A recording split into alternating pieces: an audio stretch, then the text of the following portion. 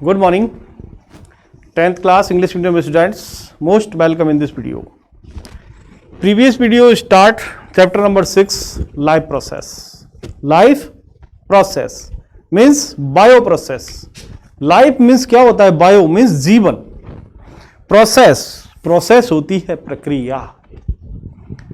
किसी भी living organism, जैसे कल मैं बात कर रहा था कि अलाइव नॉट अलाइव, जो ऑर्गेनिज्म है उनको हम कैसे डिटरमाइन करें ये लिविंग है नॉन लिविंग, उसके लिए मैंने विभिन्न प्रकार के एग्जांपल्स आपको शेयर किए. ठीक है, चाहे वो यानी cow, dog, man, elephant, plants, different type examples आपने कल उसमें लिए थे.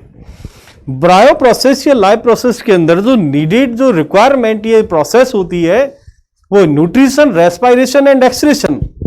यहां पर तीनों प्रोसेस रेगुलरली कंप्लीट यानी टुगेदर प्रोसेस होगी तो वो हम बायो प्रोसेस के अंदर इसकी स्टडी करते हैं. बायो प्रोसेस का मतलब यानी एक मेंटेनेंस, बॉडी मेंटेनेंस के लिए जितनी भी प्रोसेस जो रिक्वायरमेंट होती है उन प्रोसेस को एक तरह से कंप्लीटली यानी एक साथ मिलाकर उनको बायो प्रोसेस के नाम से जानते हैं. वो हमने कल बात की. कल आपने पहला क्वेश्चन पढ़ा difference between living and non living या difference between alive and not alive. Then second question आपने पढ़ा डिफाइन बायो प्रोसेस या लाइफ प्रोसेस या what are bio process. Then आज मैं बात करूंगा न्यूट्रिशन, रेस्पिरेशन एंड एक्सक्रीशन. तो सबसे पहले मैं बात करता हूं आपसे न्यूट्रिशन. और आपने न्यूट्रिशन, रेस्पिरेशन, एक्सक्रीशन की डेफिनेशन कल देख ली थी. न्यूट्रिशन है क्या? जैसे वी टॉक, हम घूमते हैं. वी राइड बाइसिकल, हम साइकिल चलाते हैं. रनिंग, दौड़ते हैं. तो इन सब के लिए हमें क्या? We needed energy for this work. इन सब कार्यों को करने के लिए हमें किसकी आवश्यकता है? एनर्जी की. इसके लिए हम किसका यूज करते हैं? वी टेक फूड, हम भोजन लेते हैं. टू ऑब्टेन एनर्जी, ऊर्जा प्राप्त करने के लिए. फॉर ऑब्टेन एनर्जी, ऊर्जा प्राप्त करने के लिए. और ये जितने भी प्रोसेस हैं वो सब ऊर्जा से ही चलते हैं. ऊर्जा के लिए हमें क्या लेना पड़ता है? भोजन लेना पड़ता है. ठीक है, तो उस प्रक्रिया को सबसे पहले आपने पढ़ा, वो प्रक्रिया थी nutrition.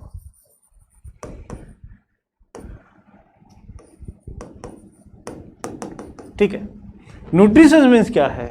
The process in which inside food in body, यानी भोजन का शरीर में अंदर जो प्रवेश है, इनसाइड है, वो कहलाता है nutrition. The process in which inside food body के अंदर जो भोजन का प्रवेश है वो क्या कहलाता है? न्यूट्रिशन. हम एक वर्ड और कह सकते हैं, the process in which endocytosis of food in our body. Endocytosis का मतलब भी इनसाइड होता है. इस प्रोसेस के अंदर भोजन को शरीर के अंदर लिया जाता है. This process is called nutrition. Then second, respiration. ठीक है, रेस्पिरेशन इससे हम कहते हैं श्वसन. जो ब्रीथिंग है, श्वास लेना है, वो रेस्पिरेशन है. इसमें होता क्या है? Oxygen inside and carbon dioxide outside is continue in our body. हमारे शरीर के अंदर O2 अंदर, CO2 बाहर, O2 अंदर, CO2 बाहर, ये प्रोसेस रेगुलर चलता रहता है. तो the process in which O2 inside and CO2 outside is completely process is called respiration. इसे क्या कहेंगे? श्वसन कहेंगे. शरीर के अंदर ऑक्सीजन का अंदर जाना, CO2 का बाहर आना, क्या है? रेस्पिरेशन है. अब रेस्पिरेशन इतना छोटा नहीं है, मैं तो एक डेफिनेशन बता रहा हूं. रेस्पिरेशन हम पढ़ेंगे कि दो प्रकार से होता है. ठीक है, प्लांट में किस प्रकार होगा, एनिमल्स में किस प्रकार होगा. एनिमल्स को भी हम डिवाइड करेंगे. लोअर कैटेगरीज जो एनिमल्स होते हैं उनमें रेस्पिरेशन कैसे होगा, हायर कैटेगरी में कैसे होगा, और जो रेस्पिरेशन का जो मेन पर्पज है वो क्या है, ऑक्सीडेशन ऑफ फूड। रेस्पिरेशन का मेन पर्पज क्या है, डूइंग ऑक्सीडेशन ऑफ फूड, भोजन का ऑक्सीकरण करना। तो जो कंप्लीट कोई भी फूड है, फूड क्या है, देखो फूड क्या है, न्यूट्रिशन। ठीक, अब इस फूड का हम किससे रिएक्ट कराएंगे, O2 से। तो ये O2 क्या है, रेस्पिरेशन। ठीक है, इसका जब कंप्लीट ऑक्सीडेशन हो जाता है, ऑक्सीडेशन होने पर बनती है CO2 प्लस O2 वो H2O प्लस एनर्जी। तो यहां पर जो ये CO2 है, तो CO2 का यानी आउटसाइड जाना, O2 इन CO2 आउट। तो यहां पर CO2 यानी जो बाहर जाती है बॉडी से, तो ये एक्सरेट मटेरियल है, बेस्ट मटेरियल है। इस प्रोसेस को कहते हैं हम एक्सक्रीशन। तो यहां पर 3 प्रोसेस होते हैं, न्यूट्रिशन, रेस्पिरेशन, एक्सक्रीशन। भोजन को अंदर ग्रहण करना, O2 यानी ऑक्सीजन अंदर लेना, CO2 निकालना, रेस्पिरेशन। और एक्सक्रीशन, देखिए एक्सक्रीशन, EXCRE, EXCRETION, एक्सक्रीशन। ठीक है, तो यहां न्यूट्रिशन का मतलब भोजन को इनसाइड लेना, रेस्पिरेशन में होता है CO2 अंदर, O2 अंदर और CO2 बाहर, inside and outside. Then excretion में क्या है, जितना भी वेस्ट मटेरियल बनता है, हार्मफुल एलिमेंट्स होती है, चाहे वो CO2 है, यूरिया है, यूरिन है, अमोनिया है, बिलीरुबिन, बिलीवरिडन, स्टेरॉइड्स, जो बॉडी के अंदर हार्मफुल एलिमेंट्स होती है, वेस्ट मटेरियल होता है, उस वेस्ट मटेरियल को आउटसाइड ऑफ द बॉडी, शरीर से बाहर निष्कासित करना, शरीर से बाहर करना। तो excretion, the process in which waste material, harmful element outside the body is called excretion. ये बना कैसे, तो देखिएगा, metabolism process in human body. Metabolism process मानव के अंदर होता है। मेटाबॉलिज्म में क्या होगा, reduction and oxidation reactions completely is metabolism. Anabolism, ये जो रिएक्शंस होती है, यहां बेस्ट मटेरियल जो बनते हैं, उन बेस्ट मटेरियल को ऐसे आउट बॉडी करना एक तरह से एक्सक्रीशन कहलाता है। ठीक है, अब मैं आगे बात करता हूं आपसे। ये तो बात हुई बायो प्रोसेस की। बायो प्रोसेस के अंदर तीनों डेफिनेशंस आपको पढ़नी होती है। ये कंप्लीट बायो प्रोसेस है। बायो प्रोसेस को लाइफ प्रोसेस भी कहते हैं। क्लियर? नेक्स्ट क्वेश्चन बात करता हूं न्यूट्रिशन। न्यूट्रिशन का मतलब क्या है, पोषण। पोषण क्या होता है, देखिएगा, When we walk, जब हम घूमते हैं, और राइड ए बाइसिकल, हम साइकिल चलाते हैं, तो we are using up energy, तो हम ऊर्जा का उपयोग करते हैं, क्योंकि बिना ऊर्जा के हम नहीं कर सकते। Even when we are not doing any apparent activity, जब हम कोई भी आभासी क्रियाकलाप नहीं करते हैं, एपीरियंट एक्टिविटी, आभासी क्रियाकलाप, अमेजिंग एक्टिविटी, जब हम कोई आभासी क्रियाकलाप नहीं करते हैं, एनर्जी इज नीडेड, ऊर्जा की आवश्यकता होती है, to maintenance a state of order in our body. जब हम कोई भी एक्टिविटी नहीं करते हैं, तब भी हमें एनर्जी की रिक्वायरमेंट होती है। क्यों? बॉडी मेंटेनेंस के लिए, बॉडी के अंदर जो सेल्स डैमेज होती है, ब्रेक डाउन होती है, उनको दोबारा यानी एक तरह से रिपेयर करने का काम, यानी जो मेंटेनेंस होता है वो होता है। We also need material from outside in order to grow. तो हमें यानी बाहरी पदार्थों की आवश्यकता होती है, यानी we also need material from outside in order to grow यानी वृद्धि के लिए, वृद्धि के लिए हमें बाहरी पदार्थों की आवश्यकता होती है। विकास के लिए सिंथेसिस, सिंथेसिस यानी विश्लेषण के लिए, प्रोटीन, प्रोटीन संश्लेषण के लिए। देखो किसके लिए? ग्रो, ग्रो का मतलब होता है वृद्धि। डेवलप, डेवलप का मतलब होता है विकास। और प्रोटीन सिंथेसिस का मतलब होता है प्रोटीन संश्लेषण। ये सब हमारी बॉडी के अंदर होता है। वृद्धि यानी सेल्स का ग्रोथ होना, टिश्यूओं का बढ़ना, एक तरह से टिश्यू का क्या डेवलपमेंट कंटिन्यू होना। देन विकास, जो हमारी सेल्स हैं उन सेल्स का एक तरह से दीर्घीकरण होना, कंप्लीट मैच्योरिटी अवस्था में आना। प्रोटीन सिंथेसिस, प्रोटीन सिंथेसिस हमारी बॉडी के अंदर प्रोटीन का निर्माण होना, और प्रोटीन से हमारा मेंटेनेंस मजबूत होता है यानी बॉडी मजबूत होती है। And other substance needed in the body, और हमारी बॉडी को अन्य पदार्थों की आवश्यकता भी होती है। This source of energy and material is the food we eat. तो ये सब जो एनर्जी के स्रोत हैं, ये सब मटेरियल्स हैं या फूड है जिसे हम खाते हैं। तो जिसका हम यूज करते हैं, द फूड वी ईट, जिस भोजन को हम खाते हैं, ये हमारा एनर्जी सोर्स है, हम वहां से भोजन प्राप्त करते हैं। तो ये क्या है? न्यूट्रिशन है। तो न्यूट्रिशन है क्या? कुल मिला के भोजन, यह एक भोजन करने का प्रोसेस है। Then next, how do living things get their food? How do living things get their food? सजीव, living, how do living things get, सजीव कैसे प्राप्त करते हैं देयर फूड, अपने भोजन को। यानी सजीव अपना भोजन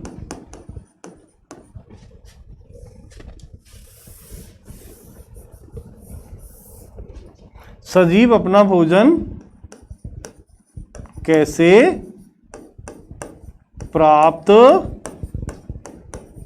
करते हैं, ये क्वेश्चन है। How do living things get, सजीव कैसे प्राप्त करते हैं देयर फूड, अपना भोजन। देखिएगा, अब मैं बात करूंगा living. Plants and animal are living organism. Plant और एनिमल यानी पादप और जंतु, ये लिविंग बींग्स है, सजीव है। और इनमें जो भोजन का प्रोसेस है, देयर फूड यानी अपना जो भोजन है, वो वेरियस टाइप मेथड से लेते हैं। विभिन्न प्रकार के प्रोसेस हैं, उन प्रोसेस की मैं बात करूंगा। यानी the general requirement for energy, सामान्य आवश्यकता है ऊर्जा की। And material is common all organism, सभी जीवों के लिए यानी पदार्थ और ऊर्जा की एक समान आवश्यकता है। What it fulfil in different way, और इसकी पूर्ति करने के विभिन्न तरीके हैं। सभी जीवों को दिखेगा यानी एक तरह से जो ऊर्जा की रिक्वायरमेंट होती है, लेकिन what it fulfil in different way, लेकिन उसके रास्ते तरीके अलग हैं। सम ऑर्गेनिज्म यूज सिंपल, कुछ जीव यानी उसका जो यूज है वो सरल, simple food material obtain from inorganic source. कुछ जीव यानी जो सरल अणु होते हैं भोजन के, उससे वो प्राप्त करते हैं, या इनऑर्गेनिक जो सोर्स होते हैं, अकार्बनिक सोर्स, उनसे प्राप्त करते हैं। इन the form of carbon dioxide and water, carbon dioxide and water. तो जितने भी लिविंग बींग्स में प्लांट की बात करूंगा, तो प्लांट यानी their food by carbon dioxide and water, ठीक है। तो inorganic source in the form of carbon dioxide and water, these organism the autotrophs. Autotrophs, autotrophs का मतलब स्वयंपोषी, जो अपना भोजन स्वयं बनाते हैं। Include green plants and some bacteria. अब इसमें कौन कौन से आते हैं देखिएगा, ऑटोट्रॉप्स यानी अपना भोजन स्वयं बनाने वाले, इंक्लूड ग्रीन प्लांट्स हरे पेड़ पौधे, एंड सम बैक्टीरिया कुछ जीवाणु। देखो बहुत सारे जीवाणु भी ऑटोट्रॉप्स हैं, अपना भोजन स्वयं बनाते हैं, जैसे ब्लू ग्रीन एल्गी हैं और भी नॉस्टॉक है, विभिन्न प्रकार के ऐसे बैक्टीरियाओं की बात करेंगे। Other organism until complex substance, these complex substance have to be broken down into simple one before they can be used upkeep growth or to the body। देखिएगा तो जितने भी लिविंग थिंग्स है उनके ग्रो अप के लिए, development के लिए, प्रोटीन सिंथेसिस के लिए क्या चाहिए, एनर्जी चाहिए। एनर्जी के लिए क्या चाहिए, फूड। तो फूड बी ईट, भोजन जिसे हम खाते हैं, ठीक है। अब इसके लिए क्या, जो आपने लिया है बॉडी के अंदर, उसके लिए हमें क्या डाइजेस्ट करने के लिए बायोकैटलिस्ट या एंजाइम्स की नीडेड या रिक्वायरमेंट होती है। बायोकैटलिस्ट एंड एंजाइम्स, ये एंजाइम अभी कैटलिस्ट, लेकिन मैं बायोकैटलिस्ट की बात कर रहा हूं। जितने भी बॉडी के अंदर बायोकेमिकल रिएक्शंस होती है, इन रिएक्शंस को यानी कंप्लीट सॉल्व करने का काम एक तरह से बायोकैटलिस्ट या एंजाइम्स करते हैं।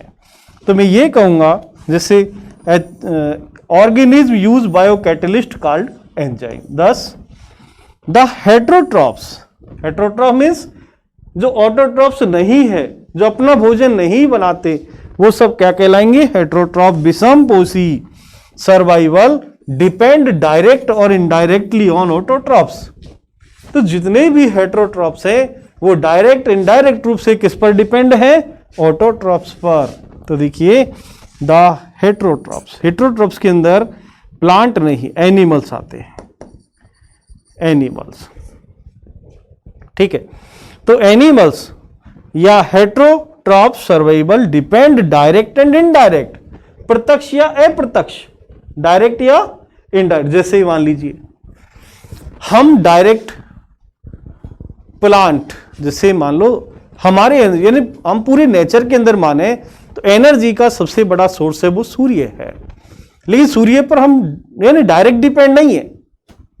हमें एनर्जी जो प्राप्त होगी वो कैसे प्राप्त होगी, एक प्लांट के माध्यम से, कि जो सोलर एनर्जी है, जो सनलाइट है, उसको एब्जॉर्ब कौन करता है, light harvesting complex in plant. Plant के अंदर जो लाइट हार्वेस्टिंग कॉम्प्लेक्स होती है वो उस सनलाइट को एब्जॉर्ब करती हैं। फिर जो प्लांट के अंदर जो मॉलिक्यूल्स हैं, कार्बन एटम्स हैं, वो उससे एक तरह से फोटोसिंथेसिस करने के बाद उस एनर्जी को कंज्यूम कर लेते हैं। और जब वो एनर्जी कंप्लीट एक फूड के अंदर, चाहे वो उसकी रूट है, स्टेम है, लीव्स है, फ्रूट है, सीड है, जो भी आप यूज करते हो, तो वो जो सूर्य की ऊर्जा है वो उसके अंदर होती है।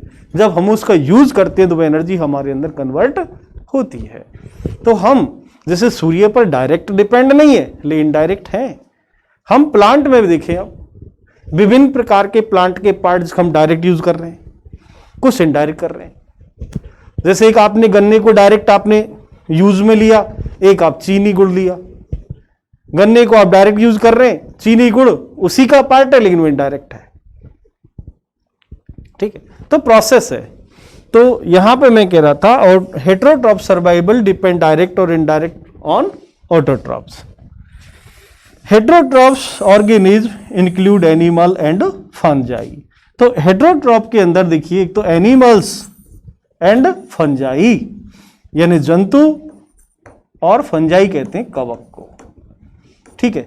अब कवक आप नाम नहीं जानते हो कवक क्या होती है, तो बेटा अभी नॉर्मल में बताऊं आपको, अचार पर जो फफूंद लगती है ना, वो फंगस है, वो फंजाई है।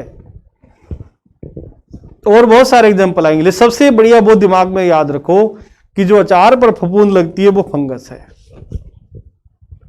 नाम तो बहुत सारे कई प्रकार के होते हैं, इनके भी 5 क्लास हैं, 5 वर्ग हैं। उन 5 वर्ग के भी बहुत सारे गण हैं, इनको भी बहुत डिवाइड किया गया है कई पार्टों में। आप जो वो देखते हो कूड़े करकट में जो उगता है एगेरिकस, जिसे आप कहते हो मशरूम, कुकरमुत्ता, वो भी फंगस है। ठीक है, लेकिन अभी आप उतना नहीं जान पाओगे। आपने एग्जाम्पल तो क्लास 9th में देखा होगा, जिसमें आपने पढ़ा होगा बायोडाइवर्सिटी इन लिविंग ऑर्गेनिज्म।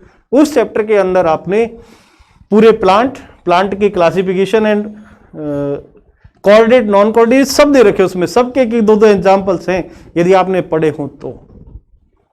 ठीक है, फंजाई पूरा जैसे आरएच व्हीटकर ने 1969 में पूरा 5 किंगडम बनाए थे, Monera, protista, fungi, plant, animalia. इसका क्लासिफिकेशन है पूरा, प्रत्येक के एग्जाम्पल्स हैं। ऐसे ही कोऑर्डिनेट, नॉन कोऑर्डिनेट में इसको डिवाइड किया था, किसको, एनिमल्स को, उनके सबके एग्जाम्पल्स हैं। कोऑर्डिनेट को 5 पार्ट में डिवाइड किया है, नॉन कोऑर्डिनेट को किया है, तो वो सबके एग्जाम्पल्स हैं। अब आपसे एक एग्जाम्पल पूछ ले ये कहाँ आएगा, तो नहीं बता सकते आप। आपसे पूछ लिया एक छोटा सा एग्जाम्पल कि हाइड्रा कहाँ आएगा, हाइड्रा, आप नहीं बता पाओगे, कि जब तक हम किसी भी क्वेश्चंस को कंसंट्रेट होकर नहीं पढ़ते तो एग्जाम्पल ध्यान नहीं रहता। नॉन कोऑर्डिनेट के बहुत सारे एग्जाम्पल हैं, और जब भी आगे पढ़ना है तो शुरुआत वहां से करनी होती है। आप डायरेक्ट ह्यूमन नहीं पढ़ सकते। एक डॉक्टर बनने वाला डायरेक्ट ह्यूमन पे करेगा सर्च नहीं, शुरुआत छोटी चीज होती है, धीरे धीरे जब जाके वहां तक पहुंचते हैं। ठीक है, तो हमें नॉन कोऑर्डिनेट्स के बारे में पढ़ना होगा। नॉन कोऑर्डिनेट जिनमें नॉटो कोऑर्डिनेट नहीं होती, और डिटेल में बाद में बात करेंगे। तो देखिए, अब मैं बात करता हूं यहां पर जो न्यूट्रिशन है, ये मेन रूप से हम यदि इसको पढ़ें तो 2 टाइप्स हो गया इसका, ऑटोट्रॉप्स एंड हेटेरोट्रॉप्स। अपना भोजन बनाने वाले, दूसरे नहीं बनाने वाले, 2 प्रकार के हो गए।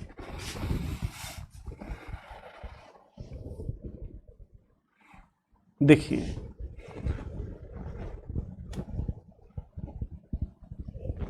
ऑटोट्रॉप्स न्यूट्रिशन, स्वयंपोषी पोषण, जो अपना भोजन स्वयं बनाते हैं। इसके अंदर आते हैं plant and some bacteria, plants and some bacteria, पौधे और कुछ जीवाणु इसके एग्जाम्पल्स हैं। अब इसमें भी मेन रूप से यानी carbon and energy requirements of the autotrophic organism are fulfil by photosynthesis. प्रकार यानी कार्बन और यानी जो स्वयंपोषी जीव है, ऑटोट्रॉपिक ऑर्गेनिज्म है, उन्हें कार्बन और ऊर्जा की जो आवश्यकता होती है, फुलफिल बाय फोटोसिंथेसिस, उससे प्रकाश संश्लेषण द्वारा उसको प्राप्त करते हैं। It is the process by which autotrophs take in substance from the outside, और इन चीजों को क्या बाहर से प्राप्त करते हैं, and convert them into store form the energy, और उसको ऊर्जा के रूप में एक तरह से स्टोर करते हैं।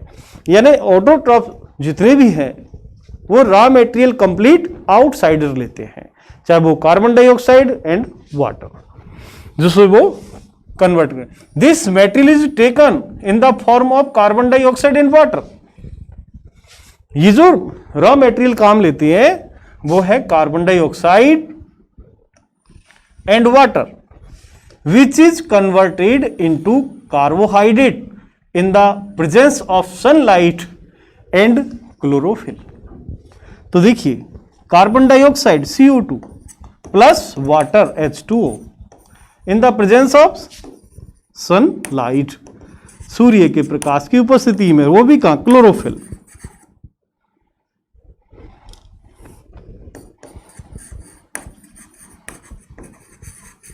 क्लोरोफिल, ठीक है। कन्वर्ट किस में हो जाएगा, कार्बोहाइड्रेट में, C6H12O6 plus H2O plus O2,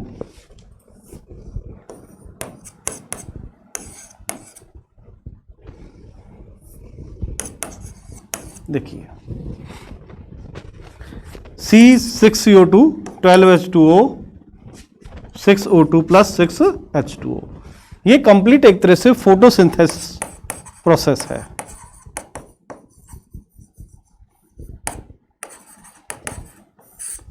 photosynthesis, तो फोटोसिंथेसिस जो रिएक्शन है उसमें रॉ मटेरियल काम आता है carbon dioxide and water, presence of sunlight, then to form carbohydrate and oxygen. C6H5 भी ग्लूकोज का फॉर्मूला है, और ग्लूकोज किसके फॉर्म है? कार्बोहाइड्रेट का, कार्बोहाइड्रेट। ठीक है, तो देखिएगा, carbohydrate are until from providing energy to the plant. और ये जो कार्बोहाइड्रेट है ये प्लांट को क्या प्रोवाइड कराता है? एनर्जी प्रोवाइड करता है। We will study how this take place in the next session, और इसके बारे में हम नेक्स्ट सेशन में ज्यादा विस्तार से पढ़ेंगे। इसको समझने के लिए बेटा देखो, ये जो अभी आपको केमिकल रिएक्शन बताई थी वो केमिकल रिएक्शन है। ठीक है, यहां पर ये एक तरह से रॉ मटेरियल है, रिएक्टेंट है, रिएक्टेंट जिसमें carbon dioxide and water, chlorophyll and presence of sunlight, ये ग्लूकोज यानी कार्बोहाइड्रेट का फॉर्म है, ऑक्सीजन एंड वाटर। ठीक है, ये रिएक्टेंट, ये प्रोडक्ट। तो ये जो प्रोसेस है ये कहां होती है? एक लीफ के अंदर। ये एक पत्ती है। ठीक है, पत्ती का ट्रांसवर्स जो सेक्शन है आपको डायग्राम में दिखाया हुआ है।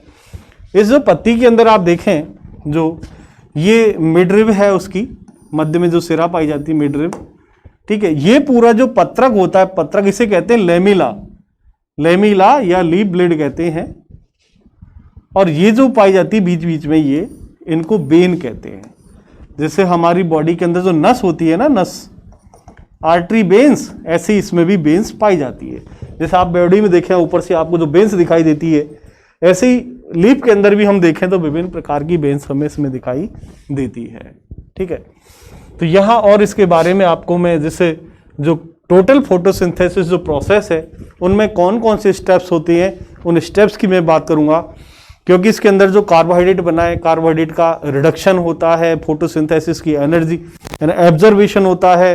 ठीक है, यहाँ पर जो कार्बन डाइऑक्साइड है एक तरह से उसका क्या होगा? रिडक्शन होगा, क्योंकि यहाँ CO2 कार्बन एंड ऑक्सीजन है, यहाँ इसमें हाइड्रोजन जुड़ा हुआ है, और जब हाइड्रोजन का कॉम्बिनेशन होता है तो वो प्रोसेस रिडक्शन होता है। यानी the chemical reaction in which combination of hydrogen, किसी भी रिएक्शन में यदि हाइड्रोजन का कॉम्बिनेशन होता है तो रिडक्शन है, और ऑक्सीजन का कॉम्बिनेशन होता है तो वो ऑक्सीडेशन है। यानी the chemical reaction in which combination of oxygen oxidation and combination of hydrogen reduction. तो इन प्रोसेस के बारे में भी आपको मैं स्टेप बाय स्टेप कल कुछ और बातें करूंगा। आज की वीडियो में इतना ही। Thank you very much.